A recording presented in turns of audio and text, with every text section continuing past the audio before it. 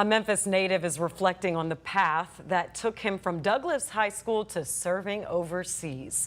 Tonight, he shares what he learned about courage, leadership, and why he still fights for veterans today, leading with purpose. It's not everyone's dream to join any branch of service, but after speaking with one Army veteran, he says joining the Army went beyond anything he could have dreamed and imagined. I got drafted.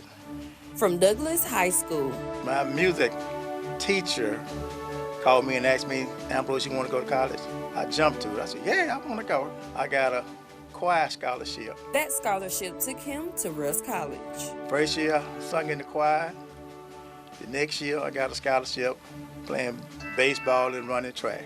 I did pledge Phi Beta Sigma in my sophomore year. Our competition was the Qs. We just blew them away, you know. And Omegas, I mean, they couldn't stand up. Ambrose says college life was full of opportunities until everything changed. I got drafted my junior year, me and my roommate. Once you get drafted, ain't no saying, they gonna come get you, they gonna find you. From that moment, his life changed. I left here March the 19th, going to Seattle, Washington. Left there, going to Vietnam. He went to Germany, I went to Vietnam, and had a wonderful time at times. Other than that, we call pure hell. Ambrose says many Americans look down on Vietnam veterans, but he says they were simply serving and protecting the country. Those people was over there really trying to kill us. I don't think we should have been in that war. Vietnam War, I don't think we should have been in that. Even after witnessing trauma and violence, Ambrose says he considers himself blessed. I was there for like 9 months, and we just had to make the best of it. I've seen people that got shot all up. You know, it traumatized a lot of people. You know, I guess I was one of the lucky ones, you know. I came back and I had all my senses, you know. Ambrose completed one tour in Vietnam, later serving in Noble Eagle 1 and responding during 9/11, which grew his leadership strength. I finally made E6.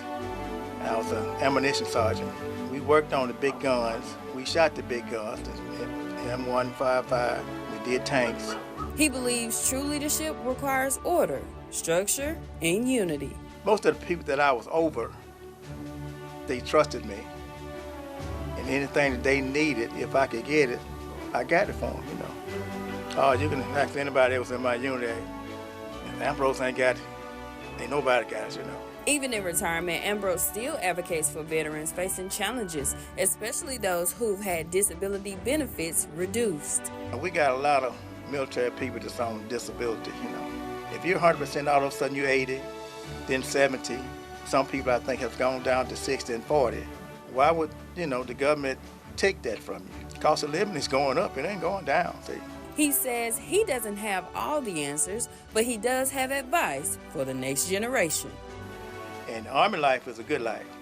I mean, you got all these perks, then you still making a decent salary, so anybody that's not going to college or trade school, I would love for them to join some type of military service. Ambrose notes that everyone who goes to the military doesn't have to go to the war zone. They need people on the ground to communicate to those out in the field. Now, if that isn't leadership, I don't know what is. Mr. Ambrose is surely a military hero.